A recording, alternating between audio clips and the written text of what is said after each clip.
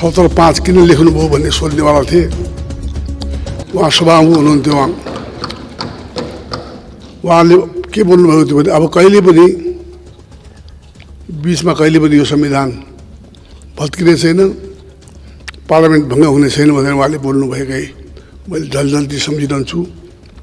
यो पहिलो पटक हो सभामुख महोदय, संसदबाट होइन, जनताको जनादेशबाट होइन, तर सम्मानित सर्वोच्च अदालतको परमादेशबाट हामीले प्रधानमन्त्री प्राप्त गरेका छौँ। यो मैले कुनै यताउति अन्यथा टिप्पणी होइन, यथार्थ कुरा मैले राखेको। माननीय सदस्यहरू, सम्माननीय प्रधानमन्त्रीले धन्यवाद दिन चाहनु भएको छ। अब म उहाँलाई समय दिन्छु। अहिले विपक्षी दलका नेता नै हुनुहुन्न, उपनेता पूर्व सभामुख पनि तापनि मैले नयाँ संस्कृति आफूले बोलेको जवाब लुसुरी गरेर हेरिदिनु भयो।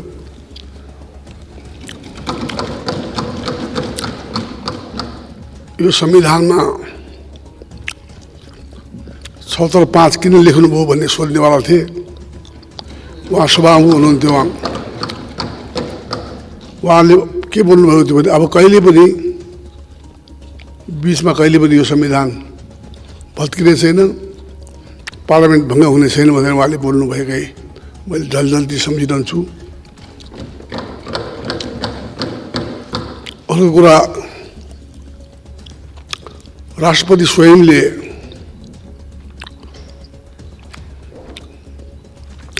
सत्र 5 धारा अनुसार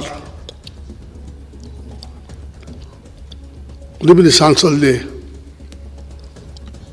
बहुत पुर्याउन सक्छ भने आउनुहोस् भने लेखेकै हो, उहाँले आह्वान गरेकै हो।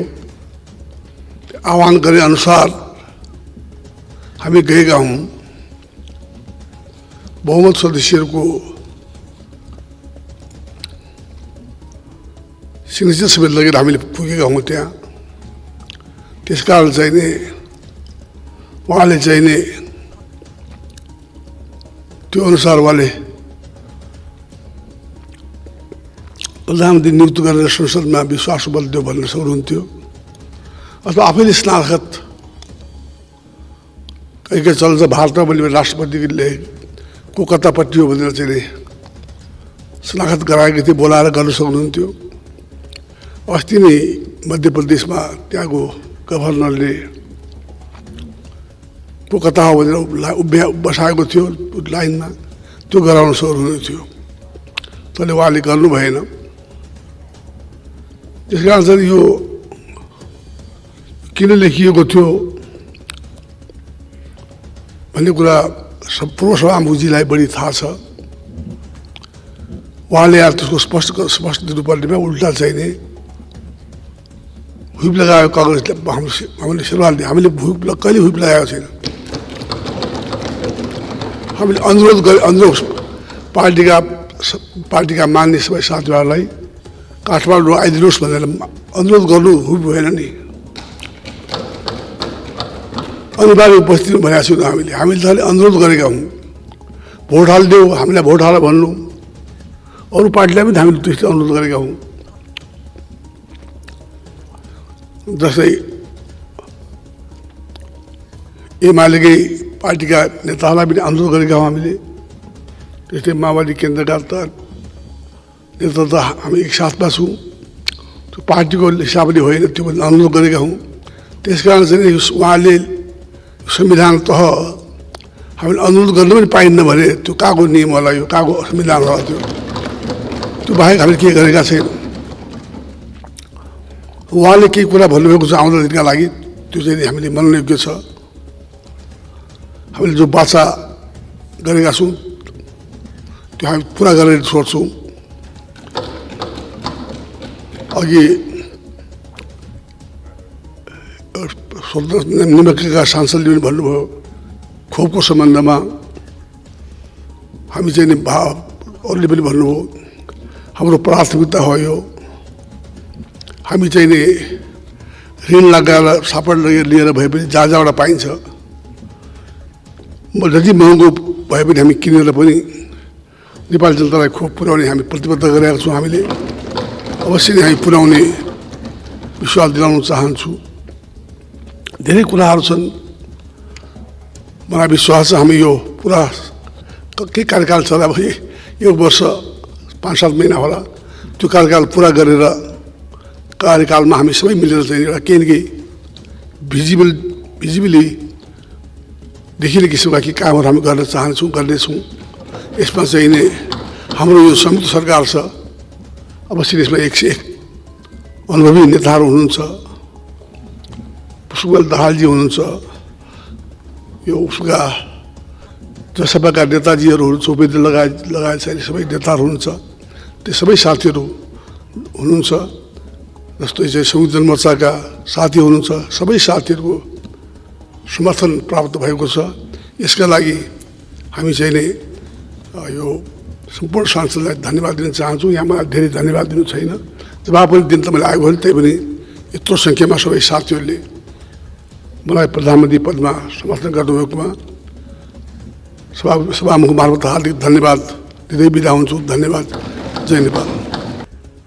माननीय सदस्यहरू, प्रतिनिधि सभाको आजको बैठकको कारबाही प्रारम्भ हुन्छ। सर्वप्रथम नवनियुक्त सम्माननीय प्रधानमन्त्रीलाई दलका नेताहरूद्वारा बधाई एवं शुभकामना दिनको लागि दलीय प्रतिनिधित्वको आधारमा मान्य सदस्यहरूको नाम प्राप्त भएको छ। अब म उहाँहरूलाई समय दिन्छु। सर्वप्रथम मान्य श्री सुभाष चन्द्र नेमाङलाई बोल्न समय दिन्छु। सम्मानीय सभामुख महोदय, सर्वप्रथम त आज नयाँ प्रधानमन्त्रीज्यू शेरबहादुर देउपाज्यूलाई बधाई र शुभकामना दिने महत्त्वपूर्ण कार्यक्रम छ। त्यो कार्यक्रममा म आफ्नो दलको नेता केपी शर्मा ओलीज्यू र सिङ्गो संसद दल र मेरो तर्फबाट समेत सम्माननीय प्रधानमन्त्रीज्यूलाई म धेरै धेरै बधाई र शुभकामना दिन चाहन्छु। सभामुख महोदय, फेरि एकपटक हामीले प्रमाणित गरेका छौँ, स्थापित गरेका छौँ, जतिसुकै विभिन्न खालका चर्चाहरूको बावजुद अब यो देशमा जनता बलियो भएका छन्। जनताका प्रतिनिधिमूलक संस्था संविधान सभाले बनाएको संविधान छ। त्यसैले त्यस अन्तर्गतका तल्लो हाउस प्रतिनिधि सभा, स्थायी हाउस राष्ट्रिय सभा, न्यायपालिका लगायतका संविधानले कल्पना गरेका स्थापना गरेका संस्थाहरू लगायत देशमा क्रियाशील छन्। कतिपय कुराहरूमा हाम्रा सहमति असहमतिहरू हुन सक्छन्, तर अब देशमा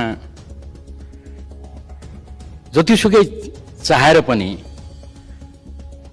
देश कुनै पनि अवस्थामा पछाडि फर्केर जान सक्दैन। हामीले हिजो अस्ति पनि भन्दै थियौँ,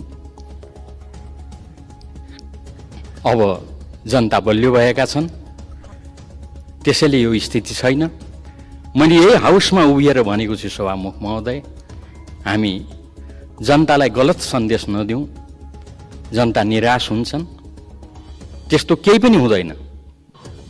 सबै कुरा ठिक ढङ्गले अन्ततः अगाडि बढ्छ।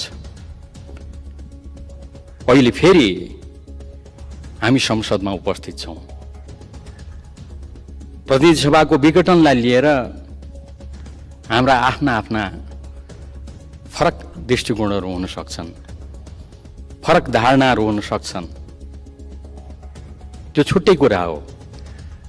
आखिरमा विचारधारा, दृष्टिकोण, कार्यक्रम यो फरक भएर नै हामी बेग्लै बेग्लै राजनीतिक दलमा हामी सङ्गठित छौँ।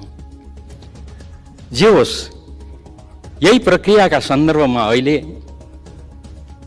नयाँ प्रधानमन्त्री हामीले पाएका छौँ र उहाँ हाम्रो अगाडि उपस्थित हुनुहुन्छ। उहाँलाई बधाई दिन म उभिएको छु।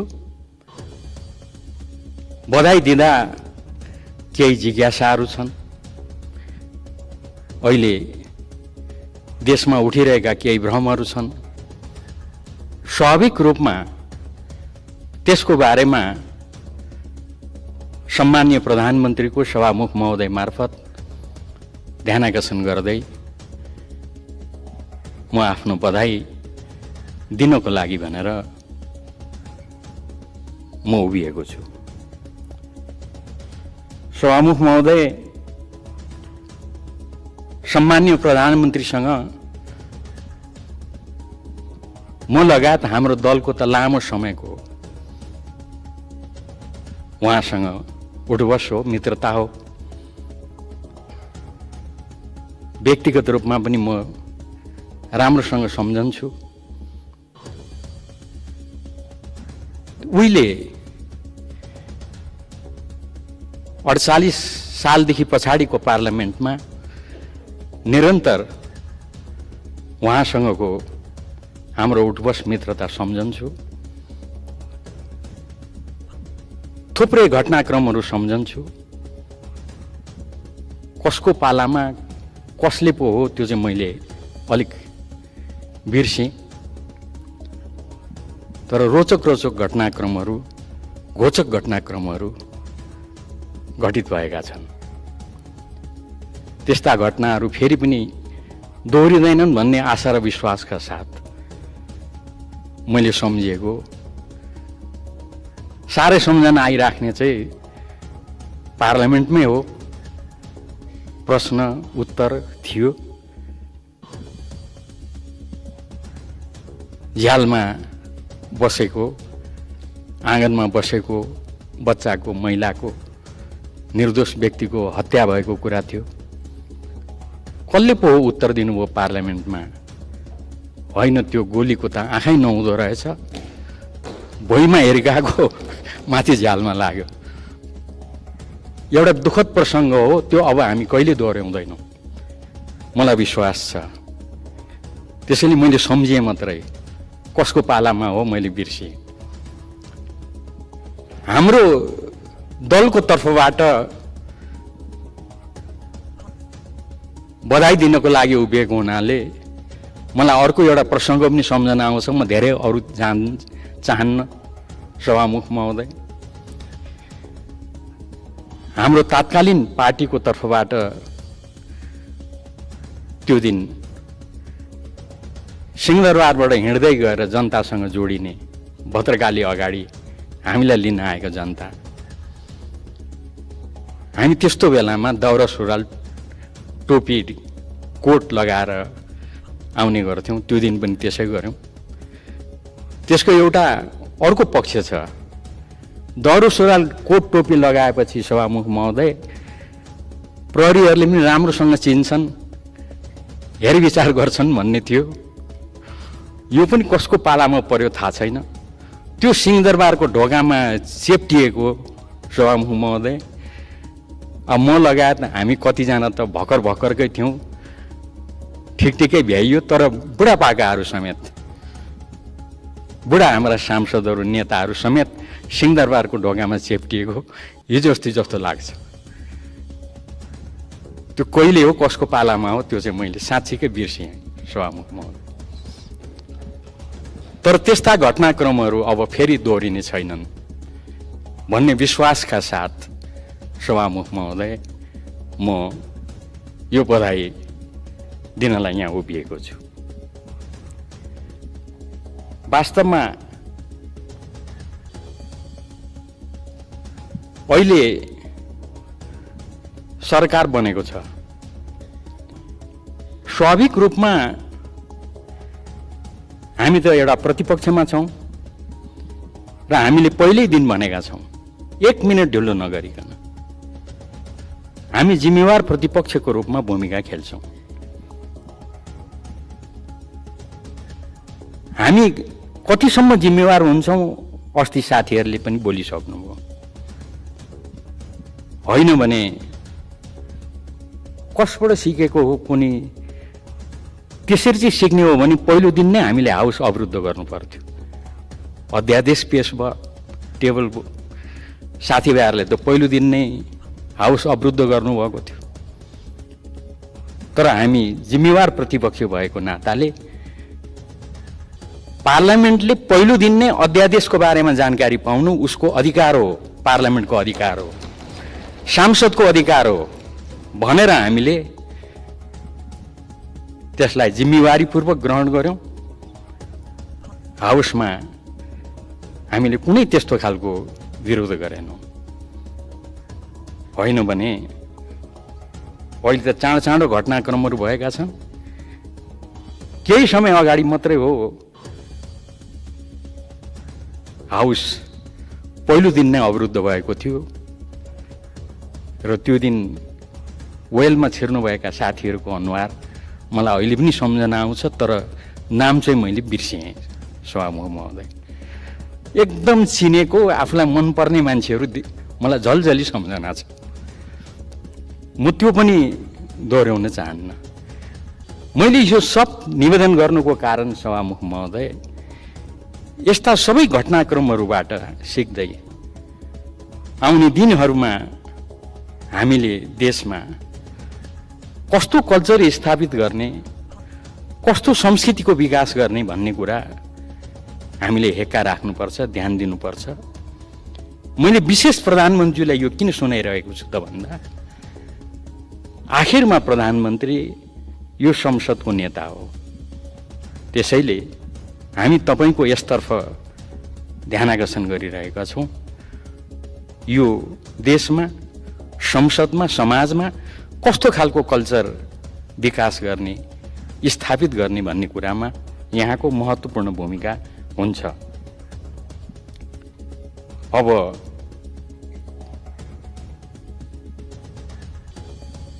सरकारको बारेमा योभन्दा अगाडि पनि अलिअलि प्रसङ्ग उठेको छ। एउटा यथार्थ कुरा, सरकार बन्ने सन्दर्भमा एउटा आवधिक निर्वाचनको कुरा छ। आवधिक निर्वाचन मार्फत जनताले निर्वाचित गरेर सरकार बनाउँछन्, जुन सभामुख महोदय हामी सबैले सबैभन्दा राम्रो विधि प्रक्रिया हो यो भन्ने गरेका छौँ। यहाँ भएका राजनीतिक दलहरू हामी सबै यसको लागि लामो समय लडेका छौँ। अझै प्रधानमन्त्री सम्बन्धित दलसँग को त हाम्रो धेरै लामो समयदेखिको यसबारेमा सहकार्य हो। त्यसैको लागि हामीले लड्यौँ। वास्तवमा यो निर्वाचन हुँदै नहुने स्थिति पनि उत्पन्न हुन्छ कि त्यो समेतलाई ध्यानमा राख्यौँ